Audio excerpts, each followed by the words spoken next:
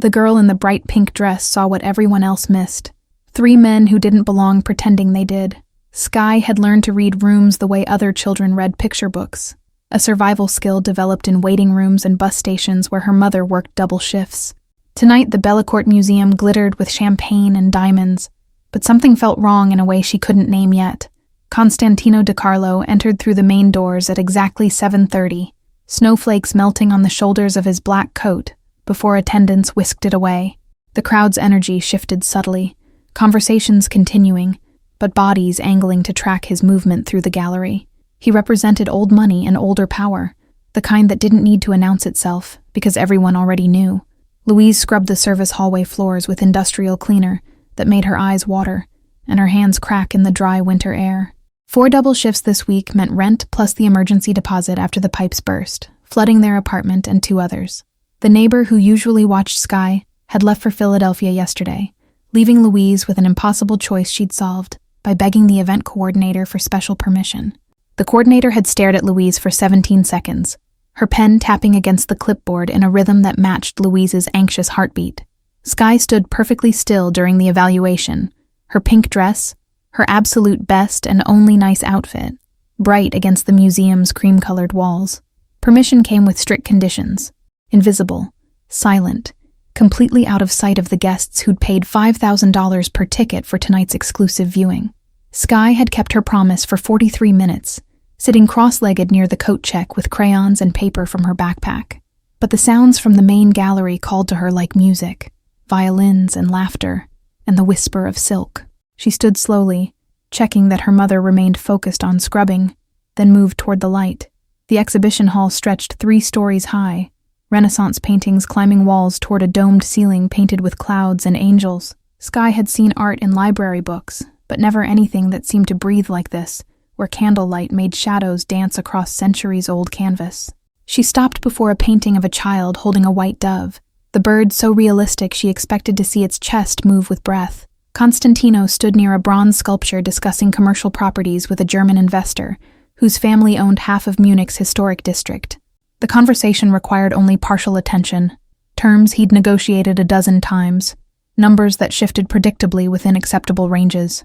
His real focus tracked the room's dynamics, reading power structures and alliances and who stood close to whom, and who carefully maintained distance. The first man Sky noticed wore a waiter's uniform, but held his serving tray wrong, supporting it with his right hand instead of his left. Her mother had explained once that professional servers used their dominant hand for pouring, keeping the tray balanced with the other.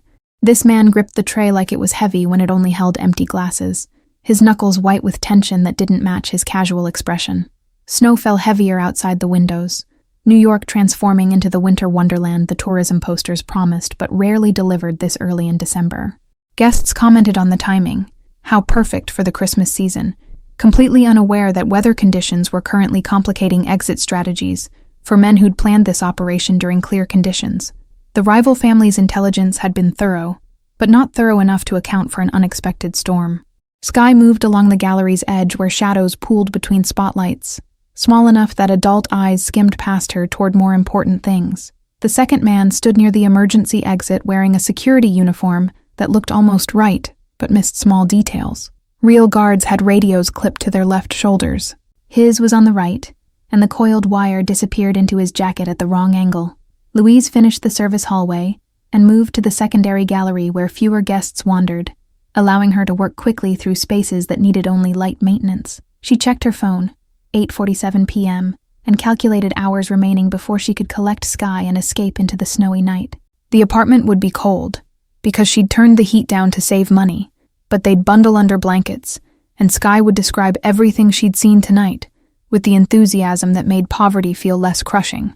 The third man was hardest to spot because he'd positioned himself perfectly, standing among a cluster of European guests whose accents and expensive watches marked them as legitimate attendees.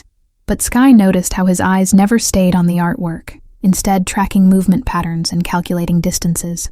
He touched his ear twice like adjusting an earpiece, coordinating with people Sky couldn't see but knew existed, because patterns required completion. Constantino accepted champagne from a passing waiter, not the nervous one Sky had noticed, and turned toward the exhibition's centerpiece, a newly restored Caravaggio that museums worldwide had competed viciously to display first. The painting depicted Judith beheading Holofernes, violence rendered so realistically that viewers instinctively stepped back. Appropriate choice for tonight, though none of the culture enthusiasts sipping wine understood the irony. The girl's bright pink dress caught his peripheral vision, a splash of color that didn't belong among the blacks and silvers and deep jewel tones. Constantino's security training identified anomalies automatically. Wrong colors, wrong positions, wrong behavioral patterns. A child at this event qualified as all three, though she seemed harmless enough, staring at paintings with genuine wonder that most adults had forgotten how to access. Sky saw the pattern complete itself when the fake waiter adjusted his trajectory and the fake guard shifted position near the exit. The third man touched his ear again, and something in his expression changed from waiting to ready. Math, her first-grade teacher, praised her for suddenly applied to terrible purpose. 3 points creating a triangle with one man standing at its center, unaware that geometry was about to turn lethal. The museum's heating system created subtle air currents that carried sound unpredictably, which was why Constantino heard the soft click of a safety being released despite the ambient noise. 40 years of survival instinct screamed danger before his conscious mind identified the source, every muscle tensing for movement he hadn't yet decided on. The German investor continued talking about property values, oblivious to the shift in attention. Sky didn't think or plan or consider consequences beyond the immediate certainty that the man in the expensive suit was about to die if she didn't act.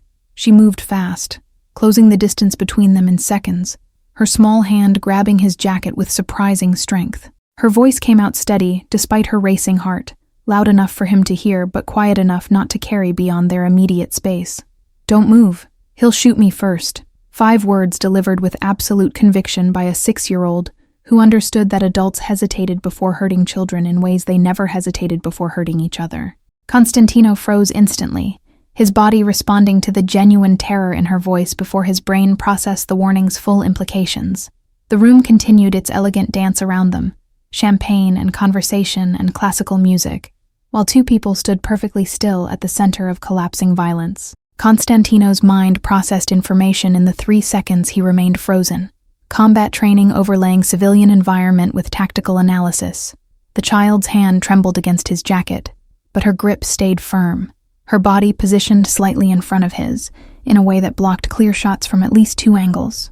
She wasn't looking at him but past him, tracking something or someone with the focused attention predators recognized in prey that had learned survival. The fake waiter moved first, his trajectory adjusting as the situation deviated from planned parameters, bringing him closer to the sculpture grouping where Constantino stood. His right hand remained on the tray, but his left had disappeared beneath the white serving cloth in a way that professional servers never positioned themselves. Constantino tracked the movement without turning his head, peripheral vision cataloging threats while maintaining the frozen stillness Sky's warning had demanded. "Nobody breathe." His voice carried authority that made nearby guests pause mid-conversation without understanding why they obeyed. Some instinct recognizing command from a man whose word meant life or death in contexts they'd never have to imagine. The German investor's champagne glass stopped halfway to his mouth, suspended in air while confusion fought comprehension. Silence spread outward like ripples from a stone dropped in still water. Sky's breathing came quick and shallow but controlled, her 6-year-old body managing fear better than adults 3 times her age would have managed. She'd seen violence before, not like this, but enough to know its shape, its smell, the particular tension that preceded action. Her mother's various jobs had exposed her to situations where reading danger meant safety, where knowing when to hide or run or freeze determined outcomes. The fake security guard near the emergency exit reached for his radio with his left hand, the wrong hand, confirming what Sky had noticed earlier. Real guards used their dominant hand for communication, while keeping their weapon hand-free, a detail this man had missed in whatever brief training preceded tonight's operation. His eyes met the fake waiters across 30 feet of crowded gallery, a glance that communicated question without words. Constantino's actual security detail registered the frozen tableau from their positions at the gallery's perimeter, reading their principal's body language for instruction. Marcus, the head of personal protection, had worked for the DiCarlo family for 11 years and could interpret Constantino's stillness as clearly as spoken orders. His hand moved to his concealed weapon, while his eyes scanned for threats that weren't immediately visible, but obviously existed. The third man among the European guests made his mistake by moving when everyone else had stopped, his instinct to abort overriding the discipline required for successful extraction. 3 steps toward the nearest exit marked him as clearly as if he'd worn a sign announcing hostile intent. Marcus's gaze locked onto the movement, recognition spreading through the security network in silent communication that required no radio confirmation. Snow continued falling outside, each flake catching light from the chandeliers before disappearing into the darkness beyond the windows. The storm had intensified in the past 20 minutes, accumulation visible on the street below where limousines waited for passengers who wouldn't be leaving on the schedule they'd anticipated. Weather complicated everything. Getaway routes, backup plans, the basic logistics that separated successful operations from disasters. Skye felt the man behind her, the one in the expensive suit whose name she didn't know, begin to understand what she'd already figured out.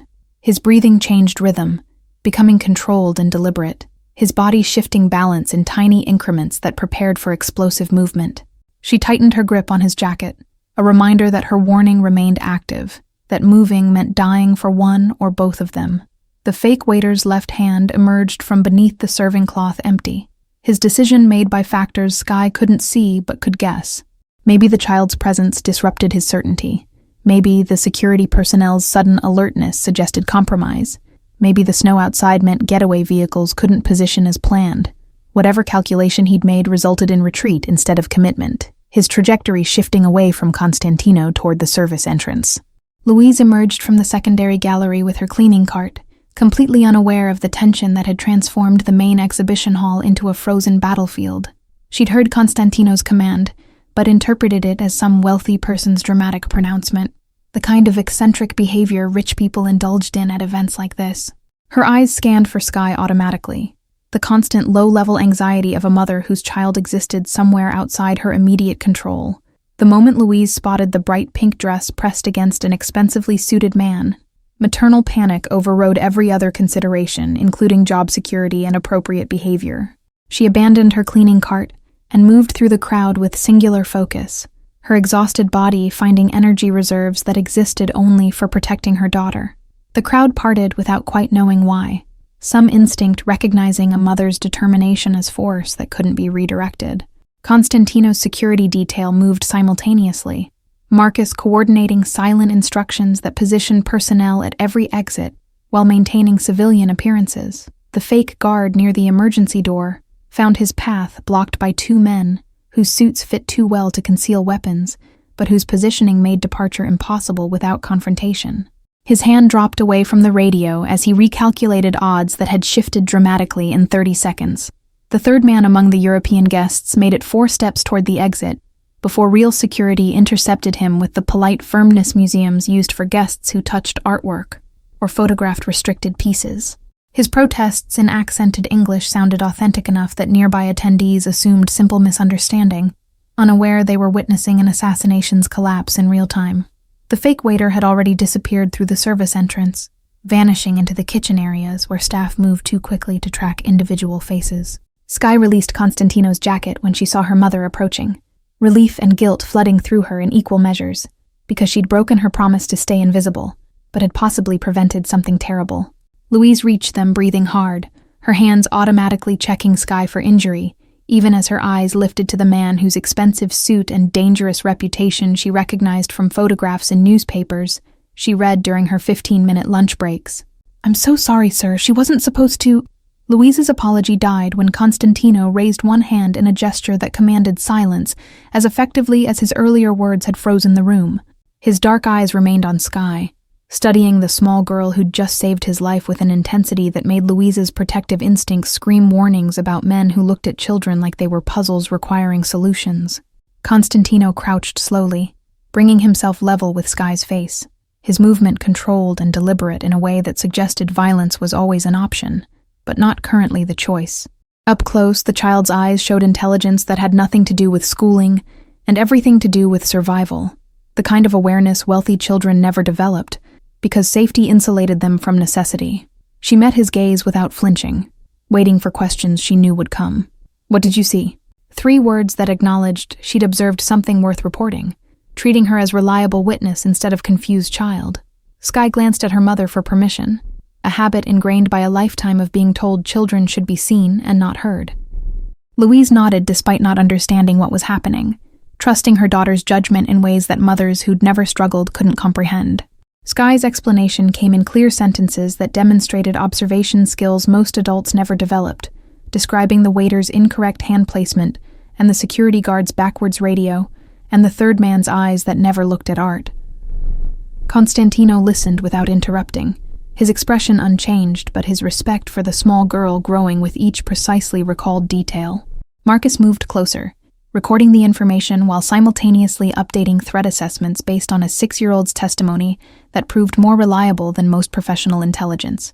The museum's director appeared with the anxiety of someone whose exclusive event had become a security incident, his bow tie slightly askew and his forehead gleaming with perspiration. He'd been briefed by actual security that something had happened, but not what, leaving him trapped between demanding answers and fearing them. Constantino dismissed him with a look that communicated this conversation existed above the director's authority level, returning focus to the child who'd proven more valuable than expensive surveillance systems. Louise wanted to grab Sky and run, maternal instinct screaming that proximity to men like Constantino De Carlo meant danger regardless of current circumstances. But her daughter seemed calm, almost comfortable, answering questions with the seriousness of someone who understood information had weight and consequences. The disconnect between Louise's fear and Sky's composure created cognitive dissonance that made the moment feel surreal, like watching events through glass that distorted normal cause and effect. The fake security guard was being escorted to a private room by actual security personnel whose polite efficiency masked absolute certainty about his upcoming interrogation. He'd surrendered without resistance once the exits became blocked, calculating that cooperation offered better survival odds than confrontation. The third man among European guests was experiencing similar escort toward similar destination, his protests about diplomatic immunity falling on ears that had heard every excuse wealth and power could manufacture. Sky's hands had stopped trembling, though adrenaline still made her feel floaty and disconnected from her body, the way she felt after spinning too fast on playground equipment. She'd done something important, possibly saved someone's life, but couldn't fully process the magnitude because 6-year-old brains weren't designed for understanding assassination attempts. What she understood clearly was that the man crouching in front of her radiated the same dangerous calm her mother showed when protecting Sky from drunk men at the diner, or aggressive landlords demanding rent. Constantino studied Louise with the same intensity he'd given her daughter, cataloging details that told stories about lives lived far from his experience. Her uniform hung slightly loose, suggesting weight loss from stress or insufficient food or both, and her hands showed chemical burns from harsh cleaning products. The wedding ring was absent, no tan line, no indentation, meaning single mother rather than divorced, which implied different struggles and different strengths. Marcus received confirmation through his earpiece that the service entrance pursuit had failed, the fake waiter disappearing into snowy streets where tracking became impossible without resources they couldn't deploy without attracting police attention. One successful interdiction from 3 attempts qualified as partial failure in Constantino's operational assessment, though the prevented assassination itself counted as victory. The girl's intervention had disrupted timing enough that backup plans failed before fully implementing, chaos defeating precision in ways that made professional operations collapse. The real question occupying Constantino's analytical mind was how a child had recognized threat patterns his own security initially missed. What combination of intelligence and necessity had trained observation skills that exceeded professionals? Sky had identified anomalies in seconds that should have required training and experience, suggesting either exceptional natural ability or exposure to situations where reading danger meant survival. Both possibilities interested him for different reasons. Louise's phone buzzed in her pocket, probably the event coordinator demanding explanation for abandoned cleaning cart and disrupted service flow. She ignored it because leaving Sky alone with this man felt impossible, despite his apparent appreciation for her daughter's intervention. The other cleaning staff whispered from safe distances, their expressions mixing curiosity with the satisfaction of watching Louise, who'd always seemed slightly better, slightly more educated than her position suggested, face consequences for breaking rules. The museum's ambient temperature felt wrong to Sky, too warm after the fear-induced adrenaline faded, making her bright pink dress stick uncomfortably against her back. She wanted her mother's arms, and their cold apartment, and the familiar safety of struggling together, wanted distance from men whose eyes calculated values she couldn't name. But the man in the expensive suit continued asking questions in a voice that suggested her answers mattered, treating her like people rarely treated children.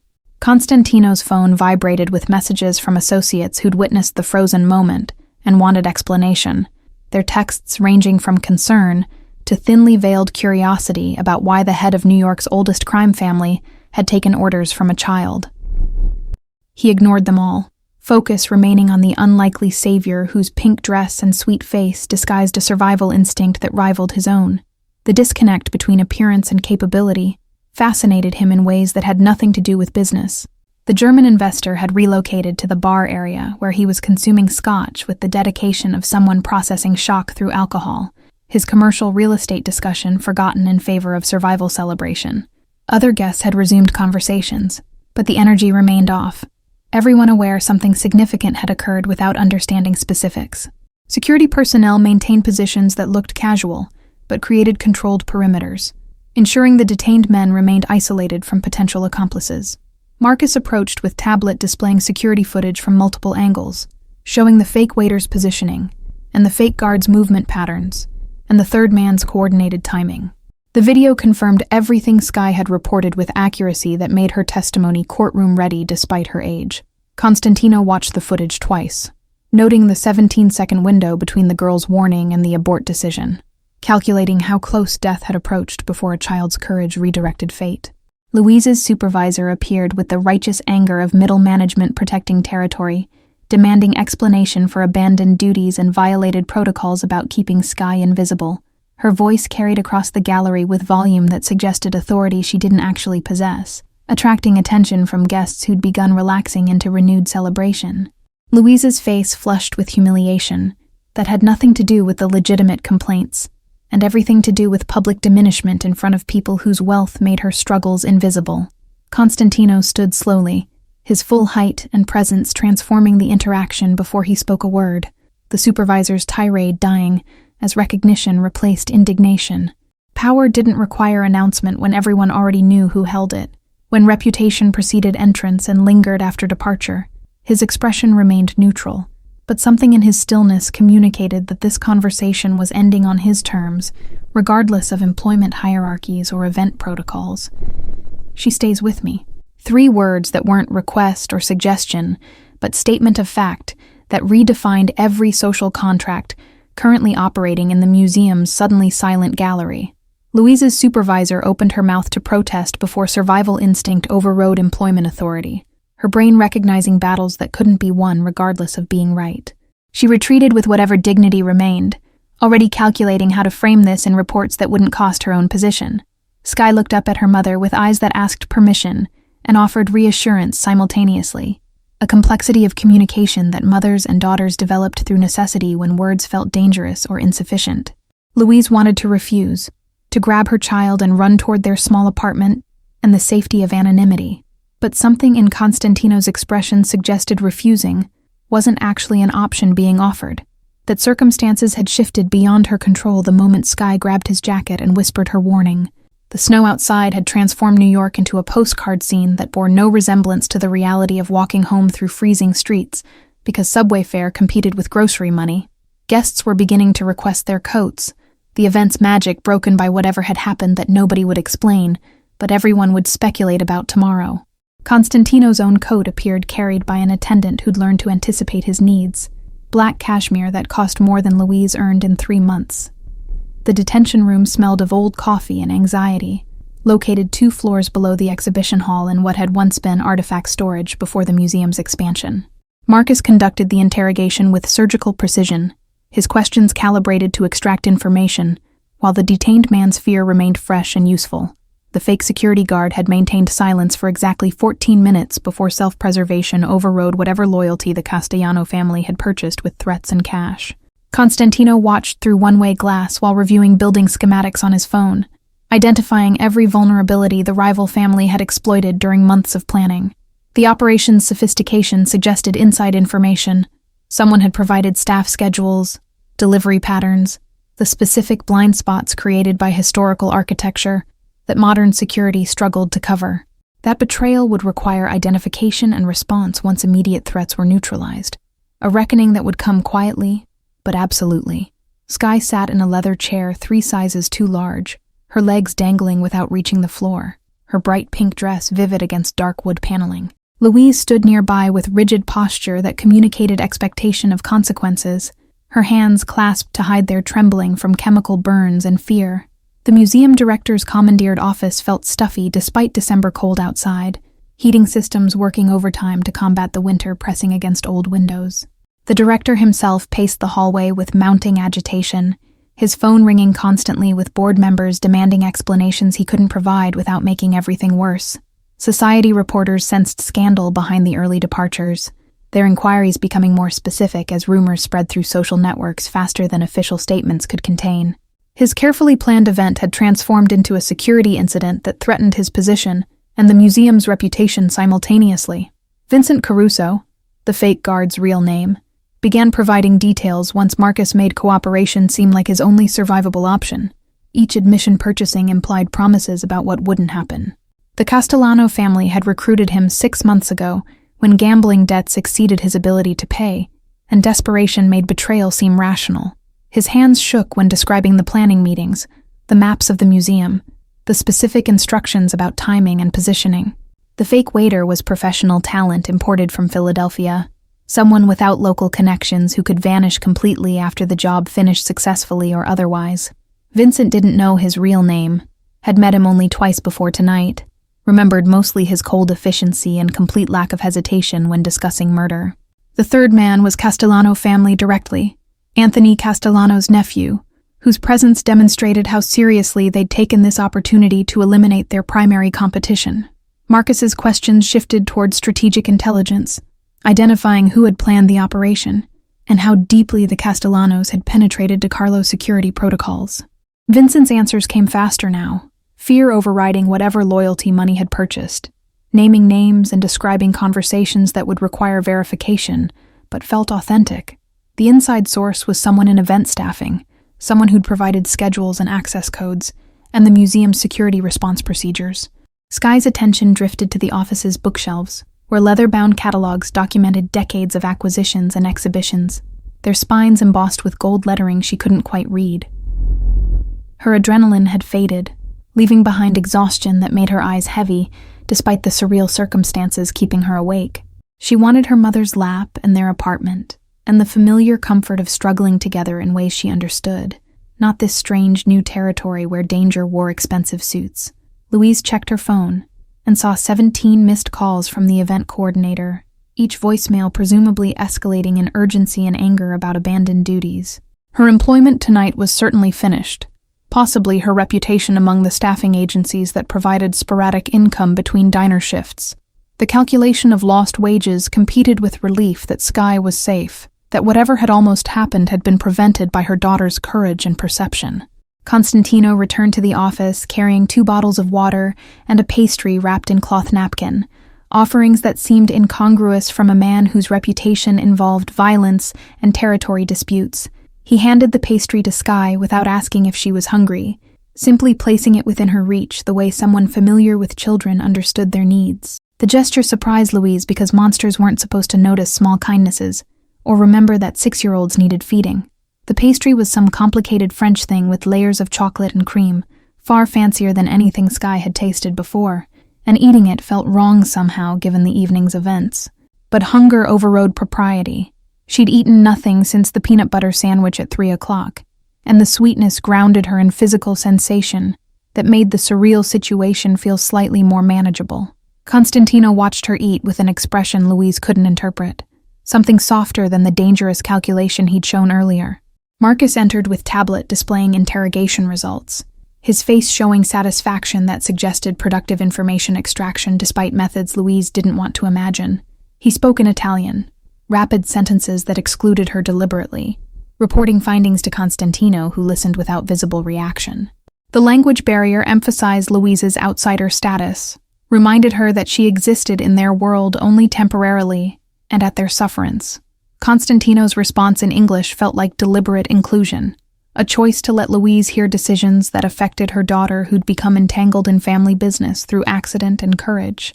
The museum would receive generous donation for tonight's disruption, enough that the director's job security would improve, rather than deteriorate from the incident. Additional security would be positioned outside until the Castellano situation reached resolution, protection that extended to everyone present during the attempted hit. The implication that Louise and Skye might need protection crashed through her exhausted mind like ice water, crystallizing the reality that saving someone's life created connections and consequences beyond the immediate moment. Men like Constantino De Carlo didn't forget debts or allow loose ends, and her daughter had become both simultaneously. Louise's instinct screamed to refuse whatever he might offer, to grab Skye and disappear into New York's anonymous masses, where poverty provided camouflage. But Skye was watching Constantino with curiosity rather than fear, her child's instinct reading him differently than Louise's protective paranoia suggested she should.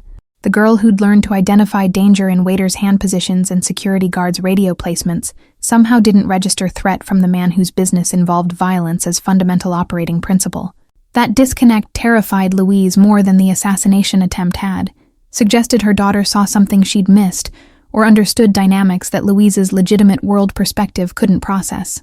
Constantino crouched again, bringing himself eye-level with Skye, his expensive suit jacket pulling tight across shoulders that suggested gym time or physical labor despite wealth that made such effort optional. His next words were directed to the child but meant for her mother, an acknowledgement of hierarchies that Louise appreciated despite her fear. Permission being asked rather than authority simply claimed. A gesture that cost him nothing but meant everything to a woman whose autonomy was constantly overridden by economic necessity and social position that rendered her invisible to people with power. Your mother works very hard. Statement rather than question. Observation delivered with certainty that suggested he'd already investigated their circumstances during the 30 minutes since Skye's warning. Louise's spine stiffened at the invasion of privacy his knowledge represented, anger competing with fear about what else he might have discovered about their lives. Skye nodded solemnly, her loyalty to her mother absolute even when she didn't fully understand what working hard meant, beyond long absences and perpetual exhaustion.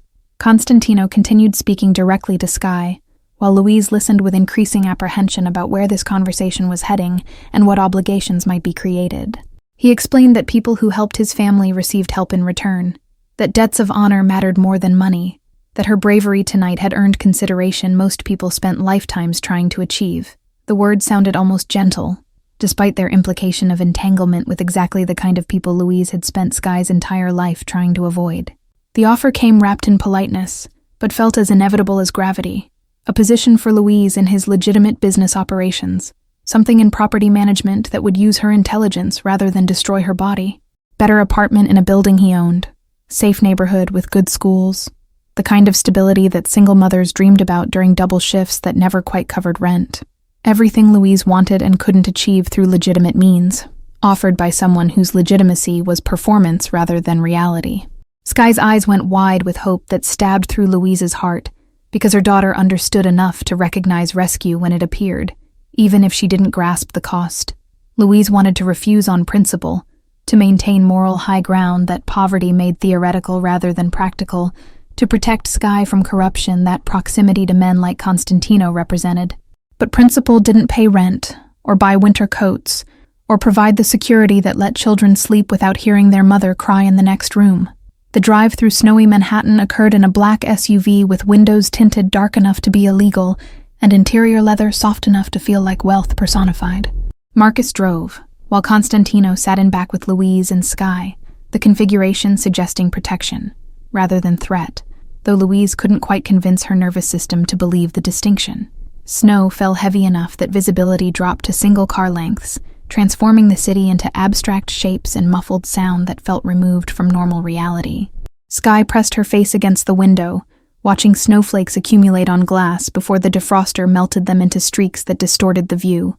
She'd never been in a vehicle this nice, where climate control worked perfectly and seats adjusted electronically, and the sound system probably cost more than every possession her mother owned. The contrast between their normal existence and this temporary luxury felt so extreme it seemed imaginary, like she'd stumbled into someone else's life by accident.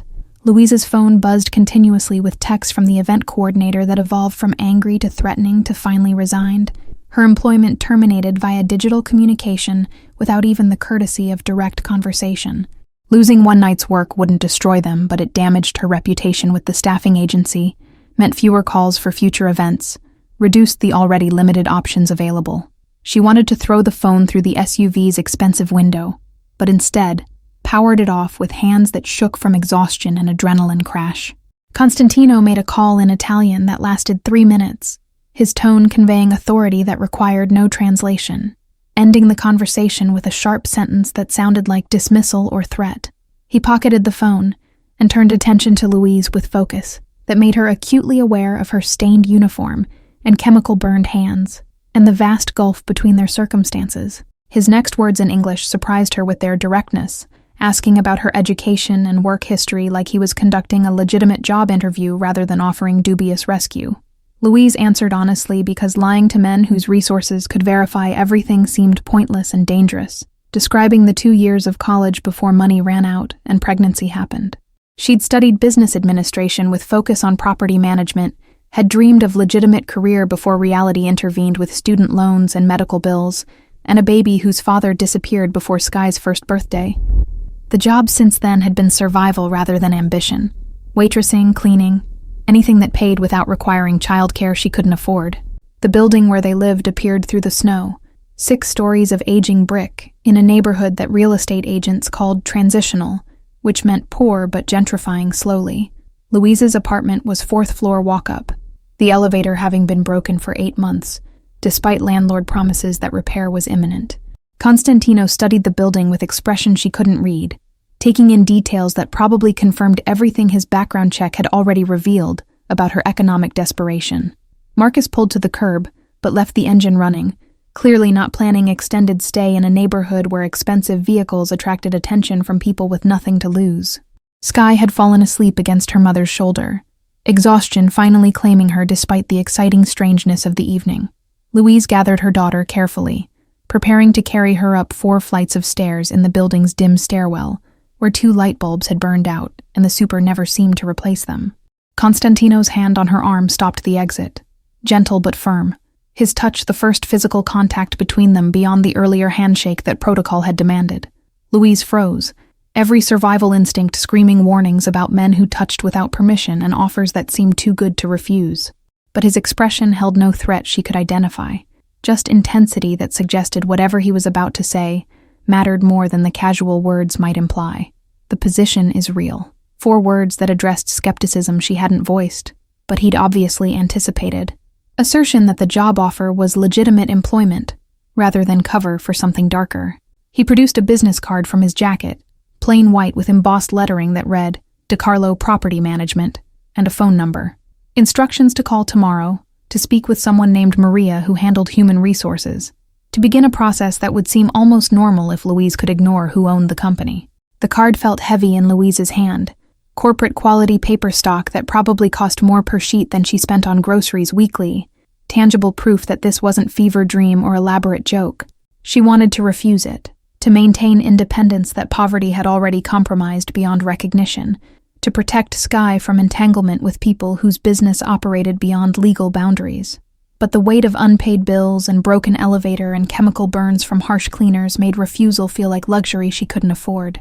Sky stirred against her shoulder, mumbling something incoherent about paintings and snow, her small body warm and trusting in ways that made Louise's chest ache with fierce protective love. Everything she did was for this child, every double shift, and swallowed pride and moral compromise, calculated against what Sky needed versus what Louise's principles demanded. The math had never balanced, had always required choosing between bad options and worse ones, between struggling honestly and surviving through compromise. Constantino's phone buzzed with incoming call he silenced without looking, his attention remaining on Louise with focus that felt uncomfortably like being seen rather than simply looked at. He'd done this before, she realized, identified people whose circumstances made them vulnerable to offers that seemed like rescue, but created different kinds of debt. The manipulation was probably calculated, probably exploited desperation he'd helped create through business practices that kept people like her perpetually struggling. But knowing the mechanism didn't make the offer less tempting, or her situation less desperate. Your daughter is remarkable. The observation came quietly, almost private despite Marcus's presence in the driver's seat, acknowledgement that went beyond tonight's specific heroism to something larger about Sky's character and capability. Louise's automatic response was defensive. Don't look at my child. Don't evaluate her potential. Don't see her as anything except off-limits. But Constantino's tone held respect rather than calculation, genuine appreciation for qualities that poverty couldn't diminish despite its best efforts to crush everything beautiful and hopeful. The snow had accumulated enough that the sidewalk disappeared under white blanket that would turn to gray slush by morning when plows finally reached this neighborhood. Louise's boots, worn thin at the soles and letting in cold that made her feet ache, would soak through during the walk from curb to building entrance. Tomorrow she'd stuff them with newspaper to dry while she wore her other pair that leaked even worse. The eternal rotation of inadequate everything that defined existence at the poverty line. Think about it. Constantino's final words before Marcus opened the door, releasing warm air into snowy night and ending the strange interlude where worlds collided in the back seat of an expensive SUV. Louise climbed out carefully, adjusting Sky's weight against her shoulder, accepting help from Marcus, who appeared with umbrella large enough to cover them both. The gesture was probably trained courtesy rather than genuine concern, but Louise appreciated it anyway, grateful for any small kindness in a night that had exceeded her capacity for processing strangeness. The building's entrance door stuck the way it always did, requiring shoulder pressure and specific angle to overcome the warped frame that landlord kept promising to fix. Louise managed it one-handed while holding Sky, muscle memory from 6 months of this particular struggle making the motion automatic. Behind her, the SUV pulled away from the curb, expensive and dark, and impossibly foreign against her building's shabby reality, disappearing into snow that erased evidence of its presence within minutes. The stairwell smelled of cooking and mildew, and the specific mustiness that accumulated in old buildings with inadequate ventilation, familiar scent that meant home despite its unpleasantness. Louise climbed slowly, conserving energy for the 4 flights, while Sky's weight grew heavier with each step. Second floor landing where the Rodriguezes were arguing again in rapid Spanish. Third floor where Mrs. Chen's television played too loud, because her hearing aid batteries had died, and replacement wouldn't come until disability check arrived next week. Fourth floor finally, their apartment door with its 3 locks that Louise had installed herself after the break-in 2 months ago, that had taken nothing because they owned nothing worth stealing. Inside was cold, because she'd turned the heat down to save money. Dark because leaving lights on wasted electricity they couldn't afford. But it was theirs, achieved through her own labor, without owing anyone anything, independence that poverty made precious, because it was the only thing she controlled completely. Louise laid Sky on their shared bed, the apartment's only bedroom, which Sky used while Louise slept on the couch in the main room, and covered her daughter with every blanket they owned against the cold that would deepen before morning. The business card was still in her hand, corporate weight and embossed letters, promising escape from exactly this kind of cold and struggle and desperate calculation. She placed it on the chipped nightstand, where she'd see it tomorrow, when reality returned and impossible decisions demanded actual choices instead of theoretical principles. Morning arrived gray and bitterly cold, sunlight struggling through clouds that promised more snow before the day ended with typical December cruelty. Louise woke on the couch with neck pain from sleeping at wrong angle, her body cataloging new aches that joined the permanent collection from years of physical labor. The apartment's radiator clanked and hissed but produced minimal heat, another item on the endless list of things that barely functioned, but couldn't quite justify the expense of repair or replacement. Sky emerged from the bedroom wearing mismatched pajamas and carrying the stuffed rabbit that had been her companion since infancy, its fur worn thin from countless washings. She climbed onto the couch without speaking, burrowing against Louise's warmth with the automatic affection of children who hadn't yet learned that physical comfort could be complicated or dangerous. For several minutes, they simply held each other while Louise's mind replayed last night's events with the surreal quality of dreams that might not have actually happened. But the business card on the nightstand proved the reality, its presence transforming their normal morning routine into something weighted with decision and consequence. Louise made oatmeal on their temperamental hot plate, while Sky talked about the paintings and the snow and the nice man who'd given her fancy pastry. The child's version of events emphasized wonder over danger, her 6-year-old perspective filtering trauma through resilience that Louise simultaneously appreciated and mourned, because children shouldn't need that kind of protective cognitive distortion. The call to Maria at DeCarlo Property Management happened at 9:15, after Louise had cycled through every rationalization for refusing the offer, and found none that survival couldn't dismantle. The woman who answered spoke with professional warmth that sounded genuine rather than performed, asking questions about experience and availability without any reference to the circumstances that had generated this interview. The normalcy felt almost insulting given how abnormal everything actually was, like pretending yesterday hadn't happened, or that normal hiring procedures applied to situations involving assassination attempts and moral compromise. An interview was scheduled for 2 o'clock at offices in Midtown. Address in a building Louise recognized from passing it on subway rides to wealthier neighborhoods where she sometimes worked events. She'd need to find something to wear that didn't scream poverty. Her one good outfit was the cleaning uniform from last night, stained now and smelling of industrial chemicals. Mrs. Chen from 3rd floor might lend something. They were similar sizes despite the 30-year age difference, though explaining why she needed interview clothes would require lies that Louise was too tired to construct convincingly. Sky returned to her coloring books while Louise showered in water that never quite got hot enough, the building's ancient plumbing struggling against winter demands. She tried to imagine working in property management, using her incomplete education in ways that felt legitimate, even if the company's ownership made legitimacy theoretical. The alternative was returning to the staffing agency diminished by last night's termination, competing for fewer opportunities with worse reputation, the slow slide toward circumstances that terrified her more than Constantino DiCarlo's dangerous world. The subway ride to Midtown cost $2.75 that Louise could barely spare, the calculation of every expense a constant background process that never fully stopped running. She wore Mrs. Chen's navy dress that fit reasonably well, despite being dated in style, carried her worn purse that she'd tried to clean without much success. Sky stayed with Mrs. Chen, who'd agreed to watch her for 3 hours in exchange for Louise helping with grocery shopping later, the informal economy of favors that sustained people whose cash flow never quite matched their survival needs. DiCarlo Property Management occupied 3 floors of a building where the lobby's marble floors gleamed with the kind of maintenance that required both money and attention to detail. Security at the entrance checked identification with professional courtesy, calling upstairs for verification before issuing visitor badge that felt heavier than plastic and lamination should weigh. The elevator was new enough that it moved silently, displaying floor numbers on digital screen that seemed unnecessary, but demonstrated the casual wealth that characterized everything about this building.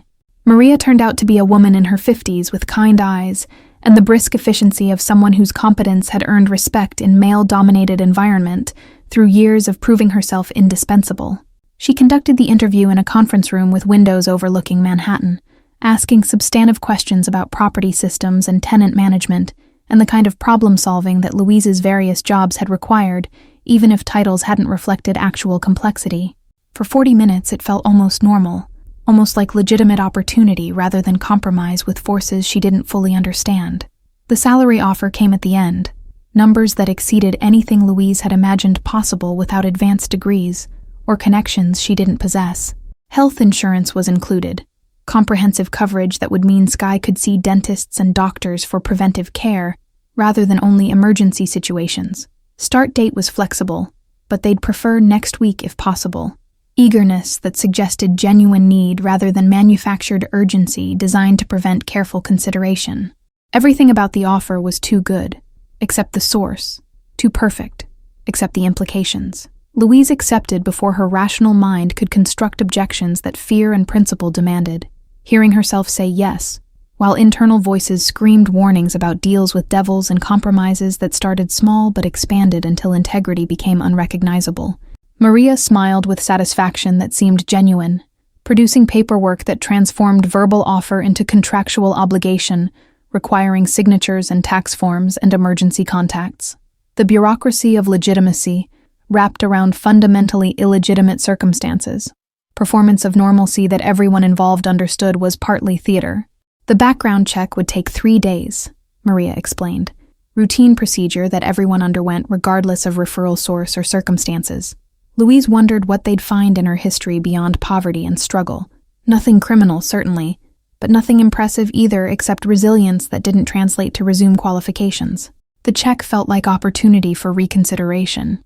3 days when the company could discover she wasn't actually worth the generous offer, and withdraw with professional apologies that preserved everyone's dignity. Paperwork completed, Louise was dismissed with handshake and welcome aboard pleasantries that felt surreal given how this opportunity had originated in violence and her daughter's courage.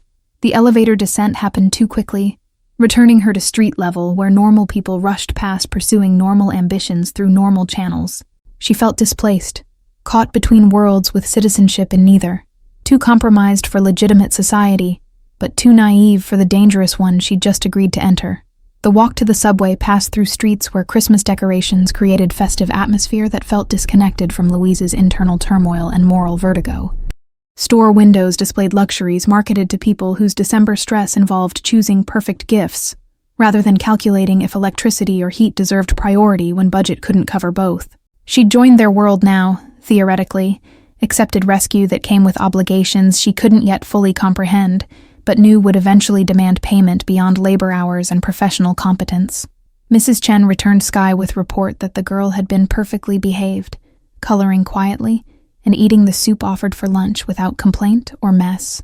Louise gathered her daughter with gratitude that extended beyond the immediate favor to the broader network of women who helped each other survive circumstances that crushed people who faced them alone. She'd need to tell Mrs. Chen about the new job, about the move that better salary would enable, about leaving this building where they'd struggled together, but at least knew their neighbors and felt relatively safe. Sky chattered about her day while they climbed the 4 flights, her endless energy incomprehensible to Louise, whose exhaustion felt bone-deep and permanent. Inside their cold apartment, the business card still sat on the nightstand, joined now by signed contracts that made last night's offer concrete rather than theoretical. Louise had 3 days before the background check completed, and everything became official.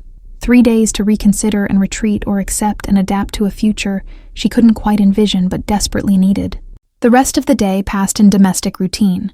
Laundry in the building's basement machines, dinner from ingredients that required creativity to transform into something nutritious, bedtime rituals that brought comfort through their familiarity. But underneath normal activities ran current of change and consequence, awareness that they stood at boundary between their old life and something new that promised safety, but required trust in people whose business involved violence as fundamental operating principle. Louise lay on the couch long after Sky fell asleep, staring at ceiling cracks she'd memorized during countless sleepless nights, wondering if she'd just saved her daughter or sold her soul to protect her. The background check cleared on the 3rd day with phone call from Maria, whose voice carried satisfaction that suggested she'd anticipated the clean result, despite Louise's own doubts. Start date was Monday, 5 days away, enough time to arrange Sky's enrollment in the elementary school 3 blocks from their new apartment.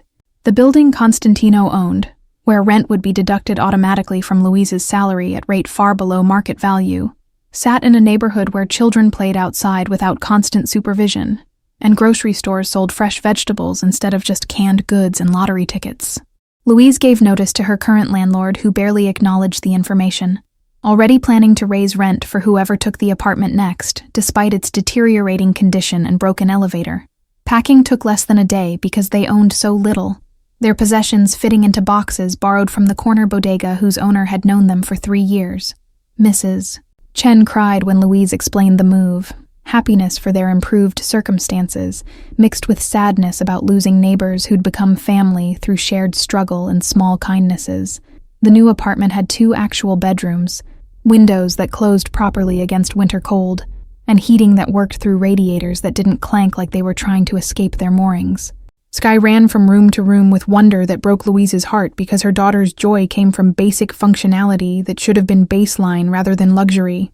The kitchen had full-sized refrigerator and stove that ignited reliably.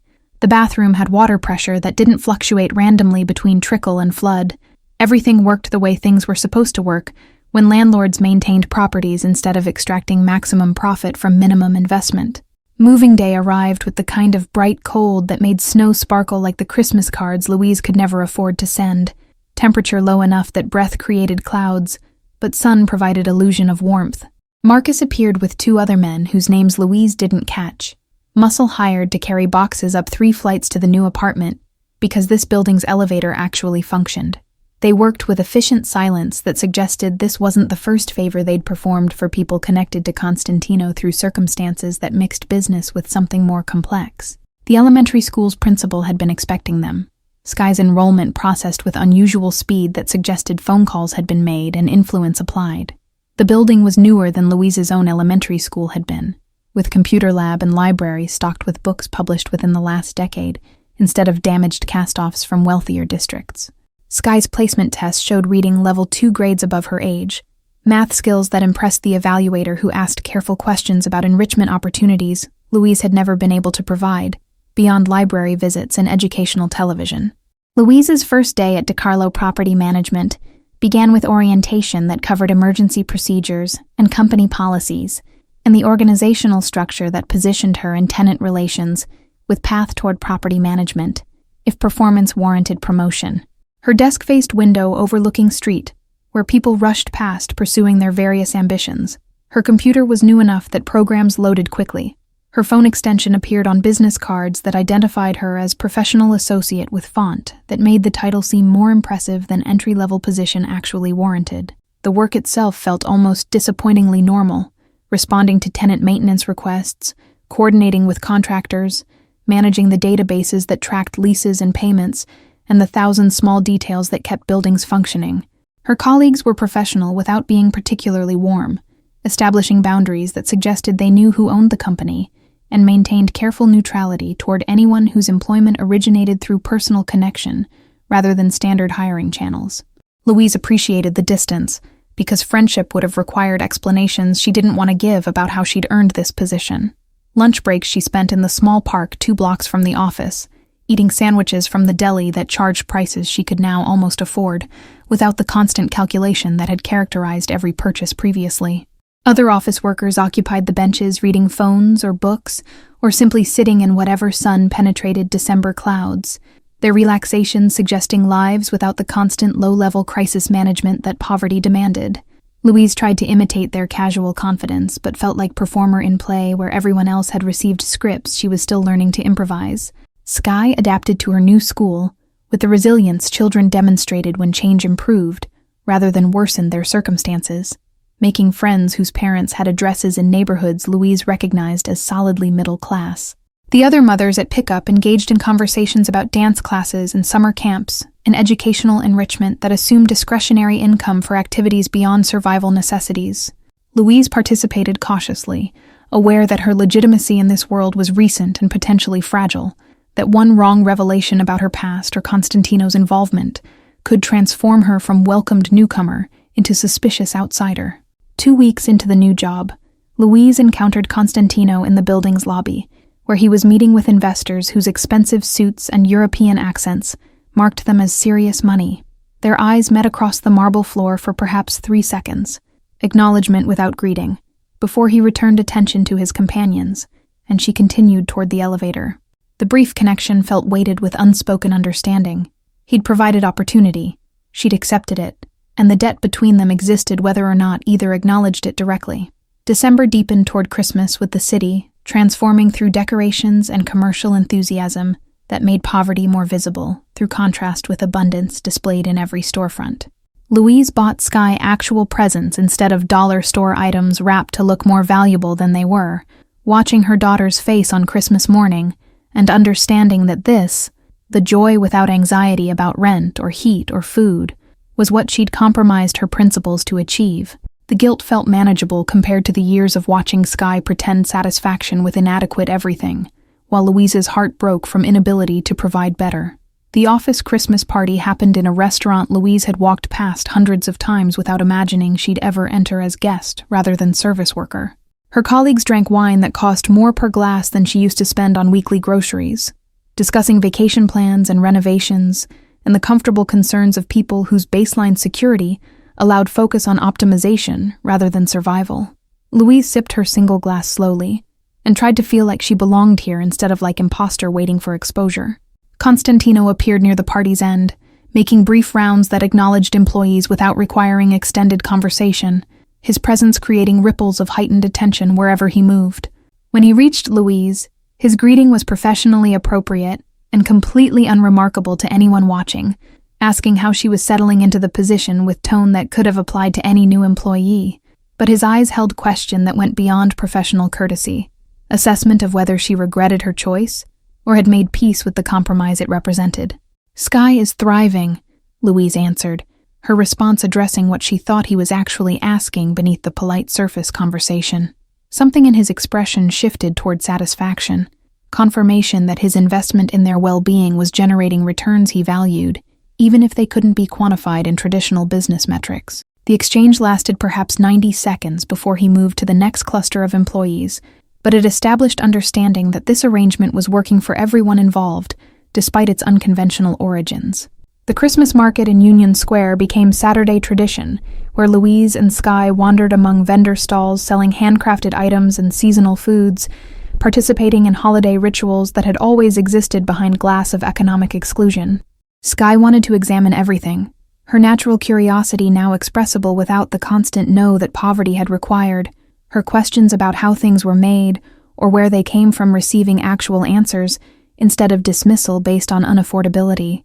Louise bought her hot chocolate and roasted chestnuts, small luxuries that felt enormous after years of denying even the smallest indulgences. The collision happened near a stall selling wooden toys, Skye darting forward to examine carved animals while Louise fumbled with her wallet and accidentally bumped into someone whose expensive coat and familiar presence registered simultaneously. Constantino steadied her with hand on her elbow, the touch lasting only seconds but communicating solidity that went beyond preventing her fall. His own surprise seemed genuine rather than manufactured, suggesting this encounter was accident rather than orchestrated meeting, though Louise's cynicism made her question whether anything involving him could truly be coincidental. Skye's delighted recognition cut through Louise's awkward apology, the child remembering the man who'd given her fancy pastry and helped her mother find better job without understanding the darker context that complicated the kindness. She grabbed his hand with the unself-conscious affection children showed toward adults who'd proven safe, pulling him toward the toy stall to show him the carved rabbit that looked similar to her worn stuffed companion. Constantino followed without resistance, his dangerous reputation incompatible with the gentle attention he gave Skye's enthusiastic explanation. Louise watched them together and felt something shift in her understanding, recognition that people could contain contradictions without those contradictions negating each other completely. Constantino's business involved violence and territory and operations that existed beyond legal boundaries. But his treatment of her daughter showed genuine care that wasn't performance or manipulation. The cognitive dissonance was uncomfortable because simple categories, good people, bad people, were easier to navigate than complex reality, where someone could be both dangerous and kind, depending on context and relationship. He bought the carved rabbit over Louise's protests about it being unnecessary, his insistence gentle but absolute, in ways that reminded her he wasn't accustomed to having his generosity refused. Skye clutched the new toy with joy that made the $30 price tag seem insignificant, despite representing amount that would have been impossible luxury in their old life. They parted with polite goodbyes that masked the strange intimacy of their entangled circumstances, each returning to separate worlds that had briefly overlapped in the Christmas market's cheerful chaos. Walking home through streets where Christmas lights created warm glow against winter darkness, Louise acknowledged that her feelings toward Constantino had evolved beyond simple fear or gratitude into something more complicated. He'd disrupted her life's trajectory, but toward improvement rather than destruction, had offered rescue that came with obligations, but also with genuine concern for her daughter's welfare. The situation wasn't what she would have chosen if choice had existed outside theoretical construct, but it was working in ways that her previous desperate struggling had never managed to achieve. January arrived with the kind of bitter cold that made poverty lethal and comfort expensive. Temperatures dropping low enough that homeless encampments became death traps and heating bills tested even middle-class budgets. Louise's new apartment maintained warmth without requiring constant adjustment of thermostats or strategic layering of blankets. Small mercy that she'd stopped taking for granted because recent memory still held too many frozen mornings. Skye no longer woke with complaints about being cold, no longer needed to wear jacket indoors. Developments Louise catalogued as victories against the circumstances that had defined their previous existence. Work settled into rhythm that felt sustainable, rather than constantly crisis managing, her responsibilities expanding as Maria recognized competence that exceeded what the position technically required. Louise was managing 3 properties now instead of 1, coordinating renovations and handling difficult tenants and solving problems that required both people skills and practical knowledge. The challenges engaged parts of her brain that years of survival mode functioning had suppressed, reminded her that she'd once had ambitions beyond simply making rent and keeping Skye fed. The promotion came with raise that pushed her firmly into middle-class income bracket, numbers on pay stub that still seemed unreal despite their regular appearance every 2 weeks. She opened savings account for the first time in her adult life, watching small balance grow instead of constantly depleting, checking to cover emergencies that poor people experienced more frequently because everything they owned existed on edge of failure. The psychological shift from scarcity to sufficiency changed how she moved through the world, reduced the constant vigilance that poverty demanded as survival mechanism. Sky's second-grade teacher requested meeting to discuss the girl's advanced capabilities and whether acceleration might be appropriate, conversation that would have been impossible in their previous school district, where resources barely covered baseline instruction. Louise sat in the clean, well-lit classroom, listening to descriptions of her daughter's intelligence and wondering how much potential had been suppressed by circumstances beyond either of their control. The teacher recommended testing for gifted program, opportunities that came with their new address and school district, rather than being universally available to children whose only disadvantage was being born poor. Constantino appeared occasionally at the office, his visits creating subtle tension that rippled through the staff, regardless of his consistently professional demeanor. Louise had learned to distinguish between his business persona, cold, calculating, absolutely in control, and the slightly softer version he showed in personal interactions with people he'd decided to value. She fell somewhere between those categories, neither purely employee nor quite personal connection, occupying ambiguous space that both of them seemed content to leave undefined. Their conversations remained brief and ostensibly professional, exchanges about property management or tenant issues that provided legitimate cover for the checking in that seemed to be their actual purpose. He asked about Sky with genuine interest that surprised Louise every time, despite months of evidence that his concern was authentic rather than performance. She'd learned to answer honestly, sharing small victories and funny stories, while carefully avoiding anything that might sound like complaint or request for additional help beyond what he'd already provided. The flowers arrived at her desk on a Tuesday in late January without card or explanation, a dozen white roses arranged with the kind of casual elegance that signified expense and taste. Louise's colleagues noticed immediately, their speculation about secret admirer creating office gossip that made her uncomfortable despite the flowers' beauty. She knew they came from Constantino without needing confirmation, recognized the gesture as communication in the language of silence they'd developed where actions spoke what words couldn't safely express. Returning them felt impossible without creating more attention than keeping them, so Louise placed the vase on her desk where morning light made the petals seem to glow. The roses lasted 9 days, longer than she'd expected, their gradual fading seeming metaphorically significant in ways she didn't want to examine too closely. When they finally died, she disposed of them quietly, taking the vase home because it was beautiful, and she'd never owned anything quite like it before, joining this strange new world where gifts appeared without explanation or obligation being explicitly stated. February brought Valentine's Day with its commercial insistence on romantic love, the holiday feeling particularly loaded given Louise's ambiguous relationship with the man who'd transformed her circumstances. Sky made cards at school for her classmates, her careful printing and crayon decorations, representing the kind of normal childhood activities that stable housing and adequate income enabled. Louise helped her address envelopes while trying not to think about her own lack of romantic prospects, or whether the isolation was choice or consequence of circumstances that made normal dating feel impossible. The invitation arrived via Maria, carefully framed as professional opportunity rather than personal request. Constantino was hosting dinner for key property management personnel and their families. Casual evening meant to build team cohesion.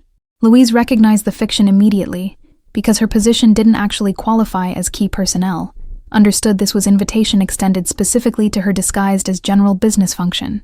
Declining felt impossible without insulting him. Accepting felt like acknowledging the unspoken connection that hovered between them, becoming something more defined and potentially complicated.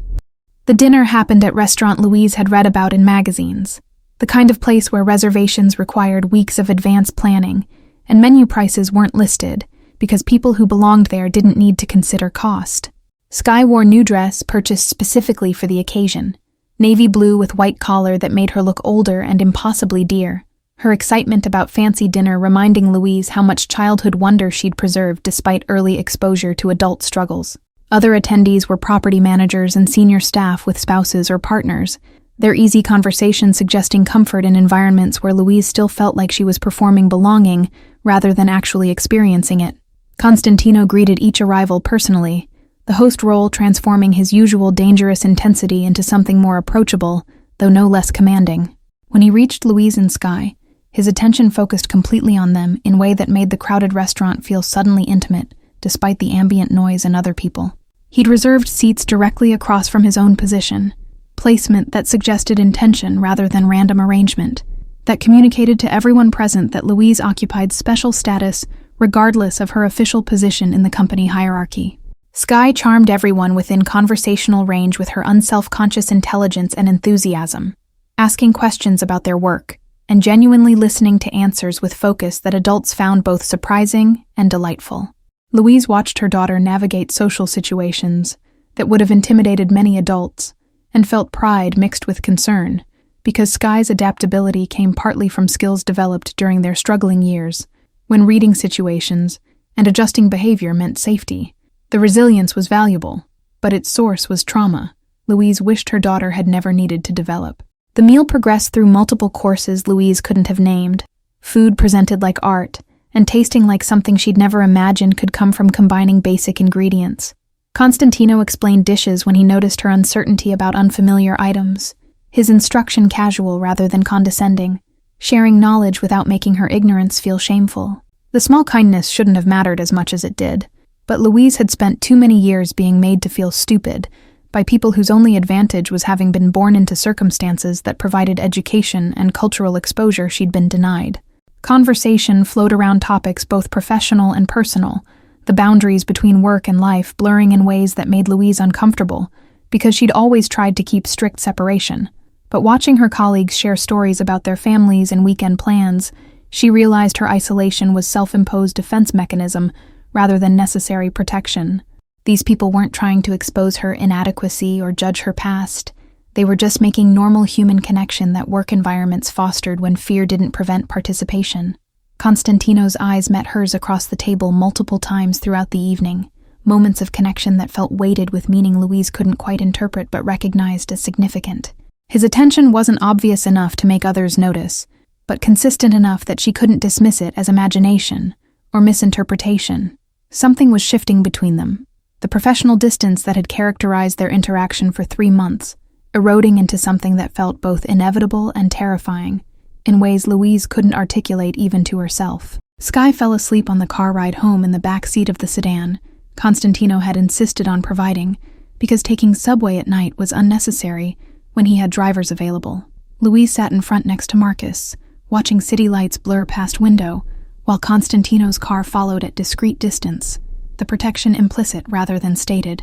She felt cocooned in safety that came from his decision to value them, and the feeling was seductive in ways that had nothing to do with romance, and everything to do with never having felt protected before in her adult life. The conversation in the car was minimal, Marcus being professional enough not to intrude on her thoughts while she processed the evening's implications. But as they pulled up to her building, he spoke quietly about how rarely Constantino showed genuine interest in people outside his immediate family, how the dinner had been orchestrated specifically to include Louise and Skye, rather than being business function she'd been added to. The information felt like warning and encouragement simultaneously, acknowledgement that she'd been seen entering territory that carried both privilege and risk. Carrying sleeping Skye upstairs, Louise acknowledged that her feelings toward Constantino had evolved beyond gratitude or fear into something that resembled the beginning of trust, despite all rational objections her mind continued producing. He'd proven consistent in his care for them, had never demanded anything beyond professional competence, had respected boundaries even while making clear his interest in something more than employee-employer relationship. The courtship, if that's what this was, happened in silence and gesture, and the language of careful attention, sophisticated and patient, in ways Louise hadn't experienced even when she'd briefly believed in fairy tale romance during her college years. The question she couldn't answer was whether accepting his interest would be wisdom or stupidity, whether trusting someone whose business involved violence could ever end in anything except heartbreak or worse. But lying awake after putting Skye to bed, Louise admitted that the choice might already be made, that somewhere between the museum and now she'd crossed line from resistance to acceptance of whatever this strange connection was becoming. The white roses had been opening statement in conversation. Both of them seemed willing to continue, despite neither knowing where it would ultimately lead. March arrived with the first hints of spring struggling against winter's resistance, temperature fluctuations that promised warmth while delivering final snow that would melt within days instead of lingering for weeks. Louise had been with DiCarlo Property Management for 3 months now, long enough that her presence felt established rather than provisional, though her connection to Constantino remained undefined in ways that created tension she'd learned to live with. Skye had tested into the gifted program, her exceptional intelligence finally receiving resources and attention that circumstances had previously denied, her happiness making every compromise Louise had accepted feel justified. The situation with the Castellano family had reached some kind of resolution that no one discussed with Louise, but that Marcus had mentioned obliquely involved negotiations and concessions, and the kind of violent punctuation that ended disputes in their world. Constantino's security had intensified, then relaxed. The visible protection that had surrounded Louise and Skye during December and January, gradually becoming less obvious, until it seemed almost normal again. Almost, because Louise had learned to spot the signs of surveillance and protection, even when they were designed to be invisible to civilians who didn't know what patterns to recognize. Her relationship with Constantino had developed through accumulation of small moments rather than dramatic gestures, shared glances at company meetings, brief conversations that went slightly beyond professional necessity, his consistent interest in Skye's progress and well-being. They'd never discussed what was happening between them, never acknowledged the shift from gratitude-based obligation toward something that felt increasingly like genuine connection, despite the vast differences in their circumstances and the moral complexity of his business operations. The silence felt safer than words that would require decisions Louise wasn't ready to make, or admissions about feelings she wasn't sure she should acknowledge. The invitation to his private residence came as request rather than command, Maria delivering it with knowing smile that suggested Louise's colleagues had been watching this slow-developing courtship with interest and approval. Dinner with just him and Skye, casual evening meant to celebrate the girls' acceptance into summer enrichment program that Constantino had apparently heard about through channels Louise didn't question. The setting was more intimate than restaurant full of colleagues, more explicitly personal than any interaction they'd shared since the museum night that had begun this entire entanglement. Louise spent embarrassing amount of time deciding what to wear, her expanded wardrobe still modest compared to wealth she'd be encountering, but adequate for women who'd learned to navigate middle-class professional environments. Skye dressed herself in purple dress she'd chosen during shopping trip the previous weekend, her confidence in social situations continuing to amaze Louise because it seemed innate rather than learned. They took taxi to a dress-in neighborhood where buildings had doormen and private garages, where wealth was old enough not to need displaying itself through obvious markers. Constantino's apartment occupied entire floor of building overlooking Central Park, spaces designed with the kind of understated elegance that signified taste and resources deployed without need for impression. He'd cooked himself rather than having it catered, revelation that surprised Louise until she remembered that he'd grown up in traditional Italian family, where men learned kitchen skills alongside women, despite what stereotypes suggested. The sense of garlic and herbs filled the space, homey and welcoming in ways that contradicted the luxury surrounding them.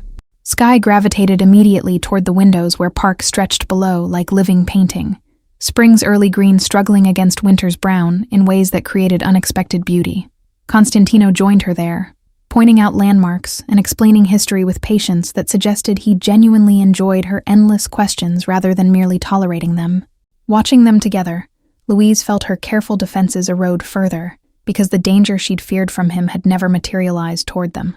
Only protection and interest, and this gentle attention to her daughter's boundless curiosity. Dinner conversation ranged across topics both serious and playful, Constantino asking Skye about her favorite subjects, and Louise about her thoughts on properties she'd been managing, treating both with equal respect, despite the vast difference in their ages and expertise. He was skilled conversationalist when he chose to be, drawing people out while revealing little about himself, though Louise had learned to read the small tells that indicated actual emotion beneath the controlled presentation. She caught moments when discussing his own childhood or family, when grief flickered across features he otherwise kept carefully neutral. The evening progressed without awkwardness Louise had feared, the three of them finding rhythm that felt almost family-like despite the strangeness of circumstances that had brought them together. Skye fell asleep on the couch after dinner, exhausted from excitement and full stomach, leaving Louise and Constantino alone for first time since the museum night. The silence that felt weighted but not uncomfortable, acknowledgement that they'd arrived at point where things needed to be said, even though neither seemed quite ready to begin the conversation. Constantino poured wine without asking if she wanted it, an assumption that should have annoyed her, but instead felt like recognition of her autonomy to refuse if she chose. They sat on opposite ends of the sofa where Sky slept between them, physical barrier that made the moment feel safer than direct proximity would have allowed. Louise sipped the wine, something complex that probably cost more than she wanted to know, and waited for him to navigate whatever he'd planned this evening to accomplish beyond simple dinner invitation. "I've been patient," he said finally, words careful, but weighted with implication that made Louise's heart accelerate, despite months of sensing this moment's approach. His expression held vulnerability she'd never seen before, the dangerous man showing uncertainty about whether something he wanted might be refused. The power dynamic between them had always been skewed by his wealth and influence, but in this moment, Louise recognized that her answer mattered in ways that transcended those structural imbalances. "You have," Louise agreed, acknowledging the months of careful distance he'd maintained despite clear interest, the respect for boundaries that someone less concerned with her consent wouldn't have bothered extending. She'd been preparing for this conversation without quite admitting it to herself, cataloging her feelings and fears, and the reality that her life had improved dramatically through his intervention, even though accepting that meant complicating her moral certainty about the world and her place in it. Constantino's business was transforming, he explained, legitimate operations expanding while the darker aspects were being gradually transferred to others or dissolved entirely through arrangements that didn't require her understanding. The change had been planned before they met, he insisted, though Louise suspected her daughter's appearance in his life might have accelerated decisions about legacy and what kind of man he wanted to be remembered as being. He was creating distance from violence, not because she demanded it, but because Sky's courage had reminded him that choices made today determined tomorrow's possibilities. The declaration felt both too much and somehow insufficient. This man who terrified hardened criminals trying to explain that he was becoming someone worthy of the trust, Louise was clearly already extending despite her rational mind's objections. She wanted to believe the transformation was real, wanted to trust that people could change fundamental patterns when motivation proved strong enough. But her life had taught her that hoping for rescue usually led to deeper disappointment, that princes and fairy tales existed only in stories that ended before reality's complications emerged. "Sky adores you," Louise said instead of responding to his implicit question, deflection that bought time while her thoughts aligned into coherent position.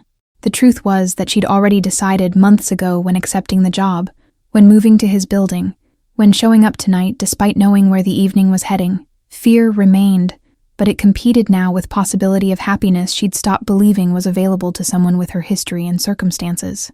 Constantino's smile held relief, and something warmer, acknowledgement that her deflection was still answer enough for now, that they were moving forward, even if neither could articulate exactly where forward led. He'd wait longer if needed, his patience suggested, but he'd also made his interest clear enough that pretending ignorance was an option Louise could maintain indefinitely. The tension that had characterized months of careful distance shifted into something that felt more like anticipation than anxiety, potential energy building toward release neither could quite predict. Sky stirred between them, mumbling something about painted doves before settling deeper into sleep that looked uncomfortable on the sofa despite the expensive upholstery. Constantino lifted her carefully, moving toward the guest bedroom with the ease of someone accustomed to handling children despite not having any of his own. Louise followed, watching him tuck her daughter under covers with tenderness that contradicted every violent reputation that preceded him into rooms, that made her heart ache with wanting to believe this version of him was more authentic than the dangerous one that business required. They stood in the doorway watching Sky sleep for a moment that felt suspended outside normal time, united in protective care for the small girl whose courage had saved one man's life and transformed three people's futures in ways none of them could have predicted. Louise felt Constantino's hand find hers in the darkness, connection that asked permission and offered reassurance simultaneously. She didn't pull away, accepting the touch as commitment to whatever complicated future they were building together, through accumulated choices that had started from violence, but were evolving toward something gentler. The conversation that followed happened in his study over more wine, and the kind of honesty that vulnerability enabled when people decided truth mattered more than self-protection. Louise asked questions she'd been suppressing for months about his business and family, and the changes he claimed were happening, listening to answers that were more forthcoming than she'd expected. Constantino explained the empire he was simultaneously maintaining and transforming, The obligations to people who'd served his family for generations balanced against desire to create something his potential future could participate in, without inheriting dangers that had shaped his own life. He asked about her fears and hopes, and the dreams she'd suppressed during years when survival precluded ambition beyond making it through another week. Louise found herself talking about the college degree she'd never finished, the property management career she'd imagined before pregnancy, and poverty had derailed those plans, the life she might build now that stability had replaced constant crisis. The conversation revealed how much they'd learned about each other through months of careful observation, despite limited direct interaction, how attention and genuine interest had created understanding that transcended the few words they'd actually exchanged. Dawn was approaching when Louise finally called for Car to take them home, Sky still sleeping in the guest bedroom where Constantino carried her to the vehicle. The goodbye happened at the building's entrance with Marcus discreetly distant, moment of privacy in public space, where Constantino's hand touched her face with tenderness she hadn't expected. No kiss happened because rushing felt wrong given how carefully they'd built toward this point, but the promise of that eventual intimacy hung between them as certainty rather than possibility. The following weeks brought spring in earnest, winter's grip finally releasing into warmth that transformed the city from gray endurance into green possibility. Constantino appeared more frequently in Louise's daily life, lunches that began as work discussions and evolved into personal conversation, evenings at his apartment that became weekly tradition where Sky thrived under attention from man who'd become something between mentor and father figure. The relationship developed its own rhythm, patient and careful and accumulating weight through consistency rather than dramatic gestures that characterized romance in movies, but rarely survived reality's complications. By May, the flowers arrived at Louise's desk weekly, different varieties each time that created ongoing conversation through botanical language she learned to interpret. Her colleagues stopped speculating about secret admirer once Constantino's interest became too obvious to pretend wasn't happening, their acceptance of the relationship validating it in ways that helped Louise reconcile her lingering guilt about compromising principles she'd held when options existed only in theory. The world was more complicated than she'd believed when judging from outside, she'd learned, and survival sometimes required accepting help from sources that idealism would have rejected if idealism could have fed her daughter. Summer brought the enrichment program that challenged Sky intellectually while surrounding her with peers who shared her capabilities, the experience giving her community that Louise's isolation had previously denied them both. Watching her daughter thrive became Louise's evidence that she'd made right choice despite the moral complexity, that Sky's flourishing justified the compromises that had enabled it. Constantino attended the program's final presentation, where Sky explained her project on Renaissance art with enthusiasm that referenced the museum where they'd met, full circle that made three people who'd been strangers 9 months ago into something approaching family. The actual proposal happened in September during walk through Central Park, when leaves were just beginning their autumn transformation. Constantino's question delivered with uncertainty that made powerful man seem almost vulnerable. Louise's yes came without hesitation, because the months had proven his consistency and genuine care, because Sky deserved the stability this relationship offered, because her own heart had learned to trust, despite every reasonable objection her mind had initially raised. The ring was beautiful, but not ostentatious, perfect in its balance between acknowledging his wealth and respecting her discomfort with excessive display. They married quietly in November, small ceremony attended by people who mattered, rather than the society wedding Constantino's position could have demanded, his concession to Louise's preference for privacy and authenticity over performance. Sky served as flower girl with joy that justified every choice Louise had made since that snowy December night, when her daughter's courage had set all of this in motion. The vows they exchanged acknowledged the unconventional beginning and uncertain future, promised patience with each other's complications, and commitment to building something real from circumstances that had started in violence, but were transforming into love through daily choice and accumulated grace. Thank you all for following this story.